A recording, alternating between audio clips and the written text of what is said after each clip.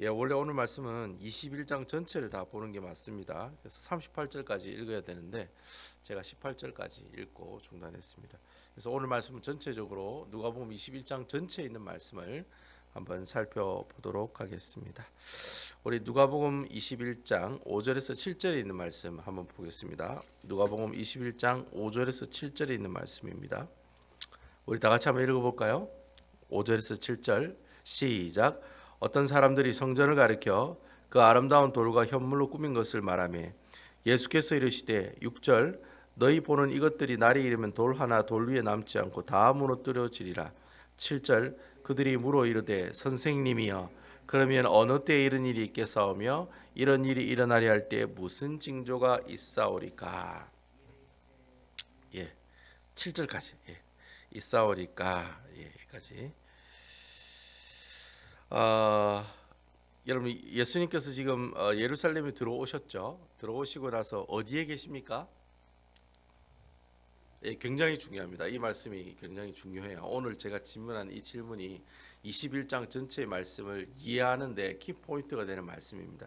지금 예수님께서 어디에 계시죠?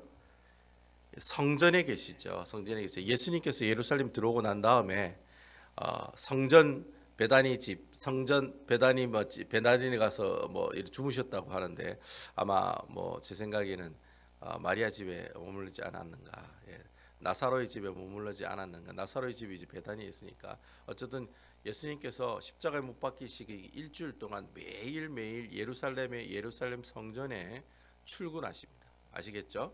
그래서 여러분 우리 19장에 있는 말씀부터 예수님께서 십자가에 못 박히시기 위해서 유대인들에게 잡히시기 전날 그 전날까지 예수님께서 어디 계셨습니까? 성전에 계셨습니다. 이 사실 굉장히 중요하다는 거예요. 굉장히 의미가 있는 말입니다. 성전에 계신다는 말은. 자, 여러분 매일매일 성전에 계시면서 예수님께서 하신 일이 뭐냐? 원래 성전의 모습들을 회복하는 모습들이 우리에게 계속해서 보여주고 계신다라고 하는 겁니다. 여러분 오늘 말씀도 이 누가복음 21장에 보면 예수님께서 지금 어디 계시냐면은 오늘 누가복음 사실 앞에 있는 누가복음 21장 1절에서 4절까지의 말씀에 보면은 그러니까 우리가 읽은 5절에서부터 읽었잖아요. 그 5절에서 읽은 그 전에 있는 말씀 21장 1절부터 4절까지 내용이 무슨 내용입니까? 여러분 한번 보십시오. 21장 1절에서 4절까지 무슨 내용이 나오고 있습니까? 예? 예. 여러분 아주 잘 아시는 이야기죠. 예, 성전에서 한 과부가 두 렙돈을 헌금을 드린 이야기가 나오고 있습니다. 그러니까 이제 예수님께서 어디 계신다는 겁니까? 성전에 지금 계시고 있다라고 하는 이야기죠. 여기 앞에 이 두 렙돈에 관한 이야기가 나오는데 이스라엘이 두 렙돈 할 때 이 렙돈이라고 하는 돈의 가치는 원 데나리온이 노동자가 하루 동안에 일한 품삯이거든요. 저는 요즘 하루 동안 노가다 하면 얼마 줍니까? 미국에는 얼마 주는지 모르겠네. 한국에는 한 요즘 10만 원 이상 준다고 그러더라고요. 일단 한 100불 정도 준다고 생각합시다. 1데나리온이 100불이라고 생각하면 한 렙돈은 이 1렙돈이 132분의 1데나리온입니다. 그러니까 거의 1데나리온 이 1렙돈은 거의 몇 불이라고 생각하면 되겠습니까? 거의 1불 정도 되는 돈이라고 생각하시고 2렙돈이니까 132분의 1이니까 2렙돈 하면 해봐야 한 1불 정도밖에 안 되는 돈이라는 거죠. 그러니까 아주 적은 돈을 어떻게 해요? 이 가난한 과부가 하나님 앞에 헌금하는 모습들이 나타났다, 보여줬다는 거. 예수님께서 그것을 보게 되었다라는 거죠. 그래서 보통 이 말씀을 여러분 보시면은 이 가난한 과부가 두 렙돈을 하나님 앞에 헌금했다 이 얘기를 여러분 어떻게 생각하시느냐면 목사님도 그래 많이 설교하시겠지만 보통 이 가난한 과부가 두 렙돈을 하나님께 헌물했습니다. 헌금했습니다. 그 헌금한 마음이 아름답습니다. 이런 얘기들이 여러분 한번 설교를 통해서 많이 들었을 거예요. 그렇죠, 여러분? 근데 사실 여러분 이 가난한 과부가 이 두 렙돈을 헌물을 하고 헌금을 했다는 것을 예수님께서 칭찬하기 위해서 이 말씀을 하신 게 아닙니다. 여러분 오늘 본문에 있는 말씀의 핵심은 이 가난한 과부가 정말 성심성의껏 하나님 앞에 헌물했습니다. 여러분도 헌금 그렇게 하세요라고 이렇게 설교하는 내용의 본문의 내용이 아니라는 겁니다. 이 본문의 내용의 핵심을 알려면 이 본문 앞에 나오는 앞에 있는 내용을 보시면 왜 예수님께서 이 가난한 과부의 두렵던 이 헌금하시는 모습을 보시고 이런 얘기를 하셨는지 이해할 수 있다는 거예요. 요 21장 1절 앞에 21장 앞에 뒤에 앞에 보면 무슨 얘기가 나옵니까, 여러분?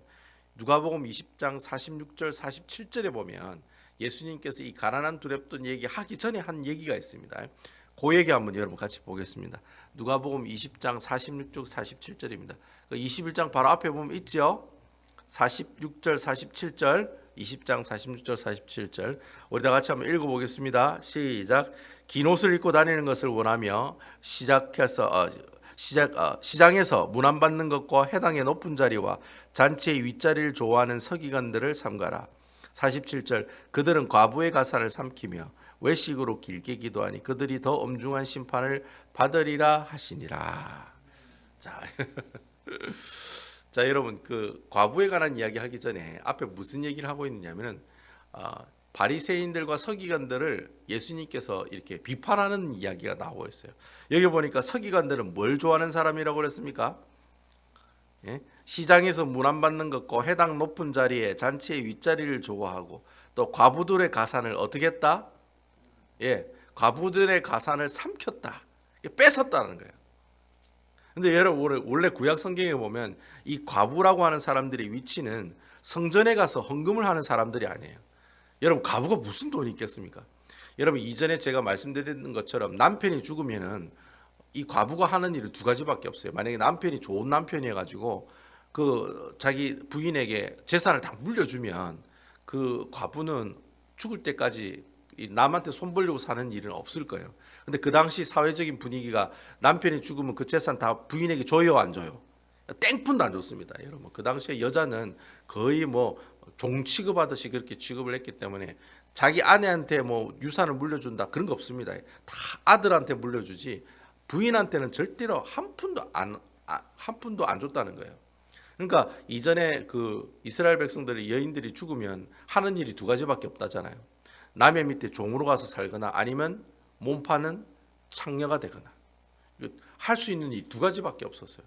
그만큼 이 남편을 먼저 잃은 여인의 위치는 성경에도 보면은 도와줘야 할 대상이지 이렇게 성전에 나와가지고 헌금을 해야 될 사람은 아니다라는 거예요. 여러분 보통 우리가 두렵돈 하면 그 작은 헌물을 이 여인이 가지고 있는 전 재산과 같은 이 헌물을 하나님께 드렸습니다. 그 얘기하기 위해서 이 두렵돈 과부의 이야기를 하는 게 아니라는 거예요. 하나님께서 하고 싶은 얘기는 뭐냐? 원래 이 과부는 누가 도와줘야 돼요? 성전에 있는 서기관들과 바리새인들이 도와줘야 되는 사람들이에요. 그 과부가 와서 두렵던 헌물을 하면 아이고 됐습니다 하지 마시고 오히려 성전에서 어떻게 해요? 그 모은 그 헌물을 가지고 어떻게 해요? 그 불쌍한 과부에게 돈 뭉치를 그 손에 쥐어주는 것이 바로 원래 성전이 하는 기능이고 성전이 하는 일들이라는 거예요. 근데 여러분 이 성전에 있는 바리새인들과 서기관들이 뭐에 돈독이 들어가지고 그 과부의 돈을 어떻게 해요? 어떻게 하면 그 과부의 돈을 내가 뺏어 먹을까? 그 생각만 하는 거예요. 그 생각만 하고 그 불쌍한 과부들을 도울 생각은 눈꼽만큼도 하지 않는다는 거예요. 결국 여러분 그 당시 성전이라고 하는 곳은 단지 많은 사람들이 와서 예배를 드리는 곳이 아니라 이 성전이라고 하는 것은 그 당시 구약시대부터 내려오는 그 사회에 있는 사회 약자들, 여러분 누가복음에 보면 예수님께서 예루살렘 성 안에 들어올 때 만났던 사람들 있죠. 어떤 사람 만났습니까? 과부들, 어린아이들, 병자들, 귀신 들린 사람들, 어린아이들 이런 사람들 만났죠. 다 이런 사람들 어린 양이들이잖아요. 잃은 양들이잖아요.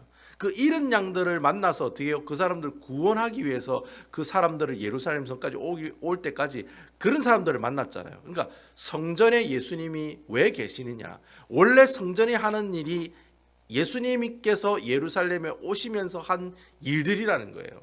근데 그 일들을 지금 그 성전에 있는 사람들 해요, 안 해요? 아무도 안 한다는 거예요. 그러니까 지금 예수님께서 이 가난한 과부가 이 두렙도로 헌금하는 모습들을 보여주면서 하고 싶은 얘기가 그거예요. 야, 이 가난한 사람은 이 가난한 가운데 이렇게 헌금했어. 그 얘기 하고 싶은 게 아니에요. 무슨 얘기 하고 싶은 거예요? 야, 원래 과부를 너희들이 도와야 되는데 왜 저 사람이 헌금하냐? 너 어디 그래 살면 되겠니? 도대체 이 성전은 말이 하나님께 예배드리러 오는 곳이기도 하지만 이 예루살렘 성 안에 있는 불쌍한 과부들과 아이들과 병자들을 돕는 그런 사람, 그런 일들을 해야 되는데 왜 너희들 그런 일들 안 하냐? 라고 지금 누구를 비판하는 거예요? 성전에 있는 바리새인들과 서기관들을 비판하고 있는 내용이 바로 가부가 이 두렙돈을 내는 헌금 이야기를 하신다라고 하는 겁니다. 그러니까 이 앞에 있는 이 가부가 두렙돈을 내는 이 이야기의 포커스는 그 여인이 헌금을 진짜 어려운 가운데 했다, 그거 이야기하고 싶어서 하시는 얘기가 아니라 실질적으로 어떤 이야기예요? 성전에 있는 바리새인들과 서기관들, 대제사장들, 너 옳게, 너 똑바로 좀 살아, 이런 얘기하고 있는 내용이 바로 가난한 가부가 두렙돈을 하나님 앞에 헌금하는 이야기를 우리에게 이야기하고 있다는 거예요. 그 이야기하고 난 다음에 나오는 얘기가 오늘 우리가 읽은 5절에 나오는 말씀이다라는 거예요. 자, 그러면 5절에 예수님의 제자들이 예수님에게 질문하는 장면이 나옵니다.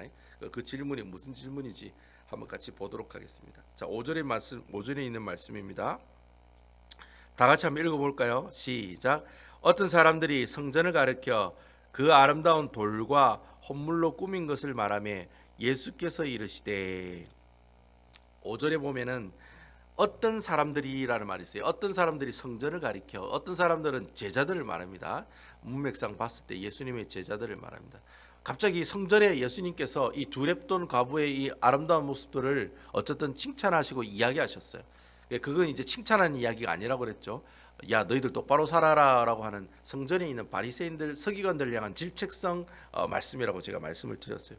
근데 그 이야기를 하고 난 다음에 갑자기 이 예수님의 제자들이 뜬금없이 그러는 거예요.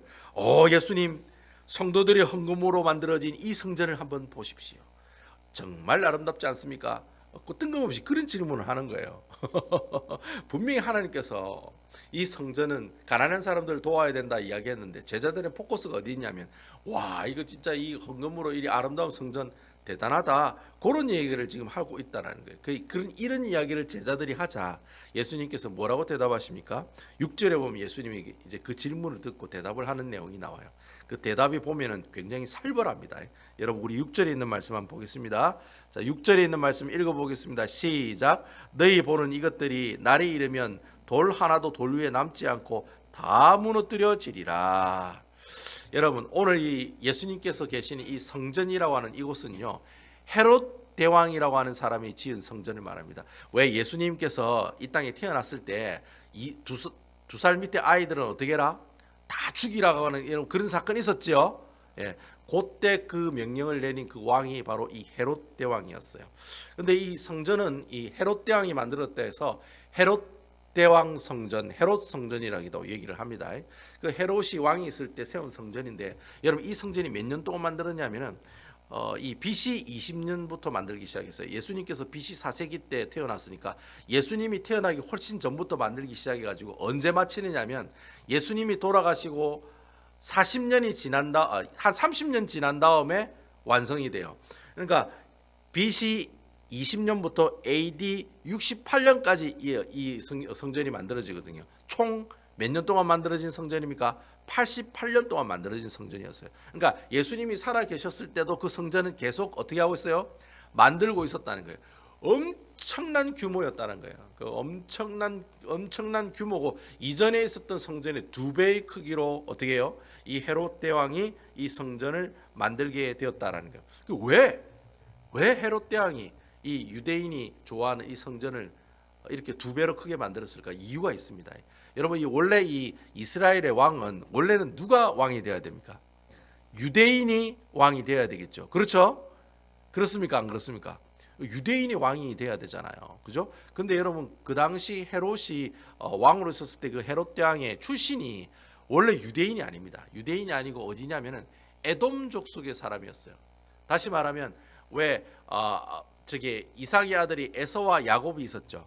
그 에서의 자손들 가운데 태어난 사람이 바로 뭐예요? 헤롯 대왕이었다는 거예요. 그러니까 헤롯 대왕은, 그럼 유대인들이 이 에서 출신 에돔족 속인 헤롯 대왕을 좋아할까요? 싫어할까요? 싫어하죠.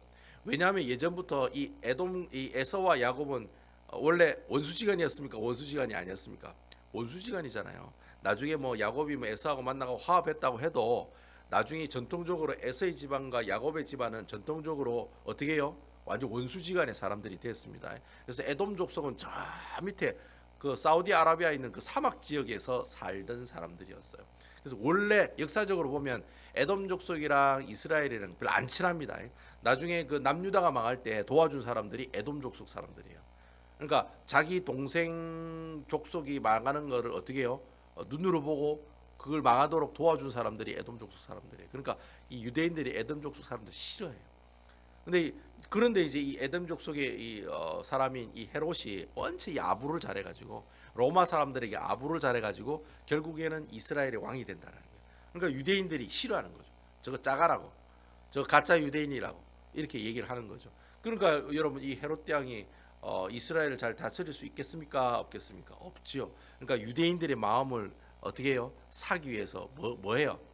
예, 성전을 크게 지어줬다는 거예요. 그래서 성전이 크게 짓게 되었다라는 겁니다. 우리 왜 국회의원 선거하면 다리도 놔주고 뭐 보도블록도 다시 깔아주고 마을 회관도 지어주고 그렇게 해요, 안 해요? 그런 거하고 똑같은 거예요. 어쨌든 간에 이렇게 성전을 만들어 가지고 유대인 사람들의 환심을 사기 위해서 큰 성전을 그렇게 지었다라는 거죠. 근데 나중에 이 성전이 88년 동안 지으니까 여러분 그 성전 짓는데 그 성전 비용이 어디에 다 돈이 되겠습니까? 세금을 통해 다 받아들이겠죠. 그러니까 세금을 많이 내는 거예요. 88년 동안 건물을 지으니까 세금을 얼마나 많이 냈겠습니까? 그 나중에는 이 성전을 어떻게 해요? 유대인들이 싫어해요, 좋아해요? 싫어합니다. 쳐다보기도 싫다. 저것 때문에 우리 세금을 많이 내니까 세리들이 저것 때문에 돈을 많이 걷어가니까 안 그래도 세금 걷어가는 거 싫어하는데 유대인들이 유대인들이 세금 걷는 거 싫어한다고 그랬잖아요. 근데 더 많이 걷어가니까 성전 때문에 나중엔 이 성전을 어떻게 해요? 쳐다보기도 싫다. 이렇게 얘기하는 사람들이 많이 있었다는 거죠. 근데 이 성전이 나중에 어떻게 된다고 지금 예수님이 얘기합니까? 돌 위에 돌 하나 남기지 않고 다 어떻게 되리라? 무너뜨려지리라. 그렇게 얘기하고 있다는 거예요. 실질적으로 이 AD 70년에 유대인들이 로마에 반항을 하거든요. 그래서 막 이렇게 반란을 일으키다가 로마의 그 티티우스 장군이라고 하는 사람이 와가지고 예루살렘을 삥 둘러 포위하더만 결국에는 예루살렘 성전까지 다 무너뜨립니다. AD 70년에 그 로마 군들이 와가지고 예루살렘 성전을 다 무너뜨리고 없애버립니다. 그래서 지금 예루살렘 성전이 없는 겁니다. 아시겠죠? 그 예루살렘 성전에 뭐만 남아 있습니까? 서쪽 벽인 통곡의 벽만 남아 있어요. 여러분 가끔 텔레비 보면 큰 벽에 왜 어떤 아저씨들이 까만 모자 쓰고 와가지고 앞에서 막 기도하고 그런 거 봤지요? 그게 통곡의 벽인데 그게 예루살렘 성전 서쪽 벽이에요. 그러니까 예루살렘 성전 유일하게 남아 있는 유적이 바로 그 통곡의 벽인 거예요. 통곡의 벽. 그 벽이 그때 진짜 그 당시 있었던 예루살렘 성전을 싸고 있는 벽 중에 하나였어요. 근데 그 벽만 남기고 어떻게 해요? 다른 거는 다 무너져서 없어졌다라는 거예요. 아무쪼록 실질적으로 예수님께서 말씀하신 것처럼 돌 위에 돌 하나 남지 않고 예루살렘 성전이 다 어떻게 해요? 파괴되는 일들이 있었다는 거예요. 그래서 예수님께서 이미 한 40년 전에 이 예언을 하고 계신다는 거예요. 야, 이 아름다운 성전을 보십시오, 주님. 이렇게 하니까 예수님께서 야, 이거 나중에 다 무너질 거야. 이렇게 이야기하고 있는 내용이 오늘 본문에 나오는 내용이다라는 겁니다. 그러니까 여러분 예루살렘 성전이 앞으로 다 무너질 거라 이렇게 얘기하니까 제자들이 또 뭐라고 질문합니까? 옛날이나 지금이나 똑같은 것 같아요. 하여튼 간에 무너지면 그게 언제 무너집니까? 그리고 또 그 무너지기 징조가 어떤 징조가 있습니까? 이런 얘기를 지금 하고 있다는 거예요. 그 얘기가 이제 7절 말씀에 나오고 있다는 거예요. 7절 말씀 보시면 예수님께서 이 예수님의 제자들이 뭐라고 묻습니까? 7절 보시면 그들이 물어 이르되 선생님이여 그러면 어느 때 이런 일이 있겠사오며 이런 일이 일어나려 할 때 무슨 징조가 있겠습니까? 라고 이렇게 물어봤어요. 그러니까 예수님께서 일단 그 일이 언제 있을 거다라는 시기는 이야기해요, 안 해요? 얘기 안 합니다. 예수님께서 재림하시는 이야기는 절대로 하지 않습니다. 그러니까 여러분 주위에 예수님이 몇 날 며칠 몇 시에 온다 얘기하면 그거 이단이에요, 이단 아니에요? 100% 이단입니다. 그거는 뭐 물어볼 필요도 없고 저거 짜가다 이단이다 이렇게 얘기하시면 됩니다. 예수님이 며칠 몇 날 몇 시에 어디에 온다 이렇게 얘기하면 그건 100% 이단입니다. 어쨌든 여러분 예수님께서 언제 온다는 얘기는 안 하세요. 언제 망한다는 얘기는 안 하세요. 그 대신 망하기 전에 이런 징조는 있다라는 이야기를 하고 있다는 거예요. 그런 이야기가 누가복음 21장 말씀 전체에 쭉 설명하고 있다는 거예요. 앞으로 너희가 세상은 이런 모습이 있었을 것이고 또 이런 현상들이 일어날 것이고 이런 징조가 있을 것이다. 고로 너희는 어떻게 준비해라, 어떻게 해라, 이런 얘기들이 누가복음 21장 말씀에 나오고 있다는 거예요. 그래서 많은 신학자들이 누가복음 21장을 말하기를 하나님의 심판에 관한 이야기가 있는 장이다. 또 어떤 분들은 종말장이다. 누가복음의 종말장이다. 마태복음의 종말장은 25장이거든요. 누가복음의 종말장은 몇 장? 21장이다. 이렇게 이야기를 한다라는 겁니다. 그래서 여러분 다른 건 다 잊어버려도 누가복음 21장은 종말에 관한 이야기가 나와라는 정도는 여러분들이 알고 계셔야 된다라고 하는 거예요. 어쨌든 제가 오늘 이 누가복음 21장에 있는 말씀을 저희들이 오늘 18절까지 이야기했지만 38절에 있는 말씀까지 쭉 한번 읽어보면서 제가 묵상하면서 그런 질문을 던지게 되더라고요. 21장 전체를 쭉 보면은 과연 어떤 사람이 주님의 종말을 잘 준비할 수 있을까? 과연 어떤 그리스도인이 주님의 마지막 심판 때를 잘 준비하고 있을까? 성경은 말하기를 지금 여러분들이 살고 있는 이때가 어떤 때예요? 종말의 때라고 이야기하죠. 그렇죠? 지금 예수님이 오시기 전이라고 얘기하잖아요. 사람들이 말세지 말이라고 그러잖아요. 예수님 오실 때가 거의 다 됐다. 왜냐하면 성경에 나오는 징조들이 예수님이 오기 전에 있었던 징조들이 있죠. 그 징조들이 세계 곳곳에 일어나고 있으니까 갑자기 막 빙하가 녹고 뭐 화산이 폭발하고 온갖 사건들이 터지고 나라와 나라가 지금 싸우고 러시아랑 우크라이나가 지금 싸우고 있고 뭐 세계 3차 대전이 뭐 일어나느니 그런 여러 가지 전쟁들을 보면서 야 예수님이 올 때가 됐는갑다. 왜냐하니까 그 예수님께서 오시기 전에 그런 일들이 있다고 이야기하시니까 그런 일이 있다고 하시니까 그런 모습들을 보면서 주님이 이제 가까이 오실 때가 됐구나. 그런 모습들을 우리가 생각할 수 있다는 거예요. 그럼 과연 이렇게 주님이 이제 오실 때가 거의 다 됐을 때 우리가 예수 믿는 사람이라면 뭐 어떻게 살아야 될까? 그런 질문을 던졌다라는 거예요. 제가 종말의 때 내가 어떻게 살아야 됩니까? 라고 이렇게 질문 던졌을 때 이 질문에 대한 답을 할 수 있는 아주 중요한 단어가 하나 나오는데 그 단어가 바로 아까 제가 뭐라고 그랬습니까? 예수님은 지금 어디에 계신다? 성전에 계신다. 여기 키포인트예요. 성전에 계신다는 사실, 성전에 있다는 그 성전이라고 하는 단어만 딱 보면 우리가 종말에 뭘 해야 되는지를 알 수 있다라고 하는 겁니다. 여러분 우리가 21장 앞에 19장부터 누가복음 20장에 있는 말씀 쭉 볼 때 누가복음 20장에 무슨 내용부터 시작됩니까?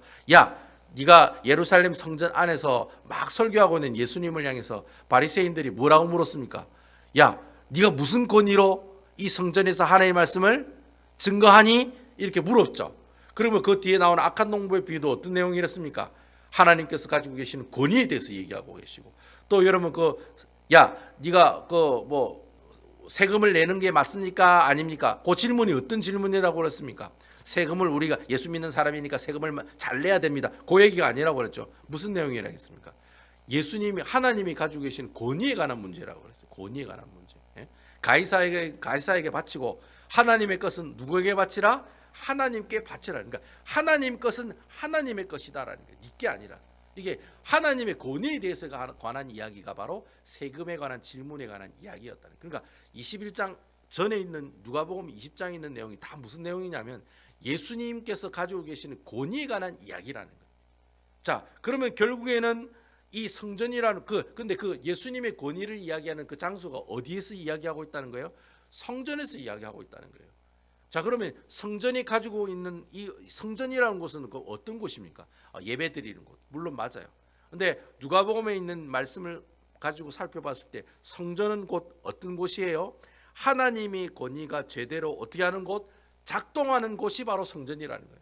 그러니까 하나님의 권위가 제대로 작동하지 않으니까 나중에 예수님께서 예루살렘에 처음에 왔을 때 어디 갔습니까? 성전에 갔죠. 성전에 가서 제일 처음 뭐 했습니까? 성전 청결 운동. 장사하는 사람들 다 쫓아내고 환전체기들 다 쫓아내고 어떻게 해요? 화를 내시고 엎으시고 성전을 어떻게 하셨습니까? 깨끗하게 하셨다라는 거예요. 그러니까 여러분 예수님께서 성전에 처음 가셔서 성전을 깨끗하게 한 이유가 있는 거예요. 원래 성전은 어떤 곳이에요? 만민이 기도하는 집이라는 거예요. 하나님을 만나고 하나님의 말씀을 배우고 하나님의 말씀을 가르치고 하나님의 권위, 말씀의 권위가 어떻게 해요? 똑바로 세워지는 곳이 성전이라는 거예요. 근데 그 하나님의 말씀의 권위가 똑바로 서 있어야 될 그 성전에 뭐가 있는 거예요? 세상적인 생각, 세상적인 상식, 세상적인 일들, 그런 사람들이 어떻게 해요? 성전 안에 꽉 차 있다는 거예요. 그러니까 사내들인 공인의 72명 사람들이 그 성전 가지고 뭘 하는 거예요? 장사를 하는 거예요. 장사를. 돈 놓고 돈 먹게 하는 거예요. 그러니까 그 타락한 삶을 살아가고 있는 그 성전 안에서 예수님께서 뭘 하고 계시는 거예요? 하나님의 말씀을 선포하고 계신다는 거예요. 여러분 아멘입니까? 그게 중요한 거예요. 하나님의 성전에는 하나님의 말씀이 선포가 되어야 되고 하나님의 말씀을 가르쳐야 되는 거예요. 왜냐하면 그렇게 해야지만이 하나님의 권위가 세워지고 하나님의 말씀의 권위가 세워진다는 거예요. 그래서 예수님께서 성전에 가서 가장 먼저 한 일이 뭡니까? 빗자루 들고 막 청소하시는 일. 빗자루 들고 어떻게 장사하는 사람들 다 쫓아내고 다 엎고 다 나가라고 한 그 일을 성전에 가서 가장 먼저 하셨다는 거예요. 그럼 이 얘기하면은 아이고 목사님, 우리 예수님께서는 성전에 가서 가장 먼저 한 일이 청소네요, 건물 깨끗이 하는 것이네요 라고 이야기할 수 있겠지만, 여러분 예수님께서 성전을 깨끗이 하셨다는 말은 교회 건물을, 성전 건물을 깨끗하게 청소했다는 말이 아닙니다. 여러분 어떤 이야기일까요? 성전을 깨끗하게 했다는 말은 바로 성전 안에 있는 하나님의 권위, 말씀의 권위를 어떻게 했다?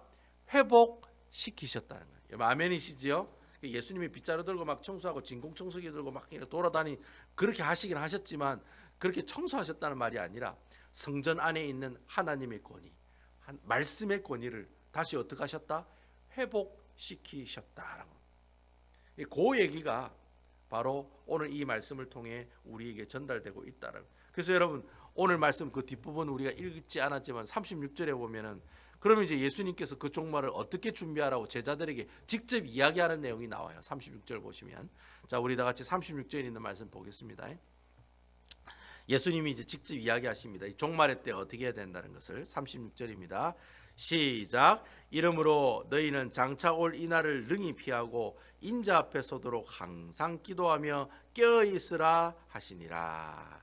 여러분 이 깨어 있으라라는 말은 잠에서 깨어나라는 말이 아닙니다. 이 깨어 있으라라는 말은 우리가 종말의 때 살아가다 보면 여러 가지 어려움이 있을 거예요. 여러분 아까 누가복음 21장에 보면 종말의 때 별의별 일이 일어난다고 얘기하거든요. 거기 보면 그리스도인들도 어떻게 해라? 어떻게 해야 된다? 핍박을 받는다고 분명히 얘기하고 있어요. 네가 예수님 종말이 오기 전에 먼저 너희들이 하나님 앞에서, 세상 사람들 앞에서 핍박을 받을 거라고 분명히 이야기하시거든요. 그래서 너희가 여러 가지 어려움이 있겠지만은 그런 어려움에도 불구하고 우리 믿는 사람들은 끝까지 어떤 사람이어야 돼요? 하나님 말씀을 믿고 신뢰하고 순종하는 삶을 살아가라. 그게 바로 깨어 살아가는 거예요. 깨어 있으라 이 말은 하나님의 말씀을 가지고 어떻게 해요? 하나님 말씀을 순종하고 그 말씀대로 어떻게 해요? 하나님께서 기뻐하시는 모습을 살아가라. 그 뜻이 바로 깨어 있으라라고 하는 말이라는 거예요. 그럼 결국에는 이 종말에 우리가 뭘 해야 돼요? 여러분 지금 새벽기도 와가지고 뭘 하셔야 돼요? 여러분 토요일 날에 매일 아침에 눈 뜨면 뭘 해야 돼요? 매일 하나님 말씀을 읽고, 문 목사가 보내는 카톡 말씀, 매일 성경, 매일 그 생명의 삶에 있는 본문 말씀 읽고, 다 읽고 계시죠? 예? 그리고 또 매일 또 맥체인 성경 그 순서에 따라서 맥체인 성경에 있는 말씀 어떻게 해요? 읽고. 그래서 여러분 하나님의 말씀을 읽는 게 중요한 거예요. 여러분 예수 믿는 사람들 모든 신앙의 출발이 어디서부터 시작되느냐? 열심히 새벽기도 나고 열심히 예배 나오는 거 당연하죠. 중요한 거는 매일매일 하나님의 말씀을 읽고 묵상하고 그 말씀대로 살아가려고 애쓰는 모습이 필요하다는 거예요. 여러분 아멘이시지요? 여러분 내가 인생을 살아가면서 말씀 한 번도 안 보는 것, 그 예수쟁이 아닙니다. 100%입니다. 그거. 제가 여러분 장담하건대 내가 예수쟁이다, 내가 세례받았다, 내가 직분 가지고 있다, 그런 사람 치고 성경 읽고 있으세요 하는데 요즘 안 보는데요. 그럼 그 사람 그리스도인이 아니에요. 100% 아니에요. 어떻게 예수 믿는 사람이 하나님의 말씀에 귀를 기울이는, 제가 중요하게 생각하는 게 매일 말씀 보는 겁니다. 매일 말씀. 아이고 목사님 저는 하루 날 잡아가지고 그냥 막 궁뎅이 그냥 팍싹 앉아가지고 하루 종일 말씀만 봅니다. 그렇게 하라는 말이 아니에요. 매일 어떻게 해요? 조금씩 하나님의 말씀을 읽으라는 거예요. 그 말씀을 읽고 그 말씀대로 어떻게 해요? 살라고 애를 써야 된다. 아이고 하나님께서 하지 말라면 안 하고 하나님이 하라면 하려고 애를 쓰는 모습들이 있어야 된다. 그게 뭐예요? 그게 바로 신앙생활이요, 믿음생활이요, 하나님께서 기뻐하시는 종말을 대비하고 준비하는 사람들의 아름다운 거룩한 삶의 모습들이다라고 하는 것입니다. 그래서 여러분, 제가 여러분들에게 매일매일 성경 보세요. 올해는 꼭 일독하셔야 돼요. 맥체인 성경 여러분 읽고 계시는지 모르겠네, 여러분. 저도 가끔 가다가 뭐 하루 이틀 못 읽어가지고 막 몰아서 볼 때가 있어요. 솔직히 여러분들한테 막 고백하면은, 여러분, 아이고 목사님, 저희 뭐 그냥 일주일 전까지는 잘 보다가 지금은 막 그냥 막 맛이 갔습니다. 이러면 여러분, 못 읽은 거 읽지 마시고 오늘부터 다시 읽으세요. 오늘부터. 오늘 맥체인 성경 제가 성경 보내주잖아요. 그거대로 오늘부터 보세요. 못 읽은 거는 나중에 읽으면 되니까 오늘부터라도. 여러분, 지금 3월달밖에 안 됐거든요. 예? 아직까지 1년 3분의 1 지나지도 않았어요, 여러분. 그러니까 아직 염려하지 마시고 지금부터라도 매일 성경을 보시고, 여러분 매일 그 성경을 읽고 묵상하고 매일 그 말씀대로 살려고 애를 쓰면 그 사람이 어떤 사람이에요? 나중에 예수님 만나면 아이고 잘했다, 아이고 잘했다, 그래, 아이고 충성된 종아, 아이고 잘했다, 누구누구야, 아무개야, 그래 네가 참 고생 많이 했다. 주님께서 그렇게 착하고 충성된 종이라고 참으로 주님께서 여러분들을 칭찬하시고 안아주시고 이렇게 위로해 주시는 그런 예수님을 만나시고, 그 예수님을 통해 하나님께 영광과 감사를 돌리시는 마지막 때에 웃는 사람이 되시기를 주님의 이름으로 축원드리겠습니다. 누가 성공한 사람이냐? 마지막 때 웃는 사람이, 그 사람이 성공한 사람입니다. 이 세상에 살면서 눈물 흘리는 그 눈물 아무 소용이 없습니다. 여러분, 이 세상 살면서 있는 그 괴로움 아무 소용이 없습니다. 나중에 예수님 품 안에서 웃는 사람이, 그 사람이 성공한 사람입니다. 아무쪼록 예수님 품 안에서 웃으시는 여러분 되시길 주님의 이름으로 축원드리겠습니다.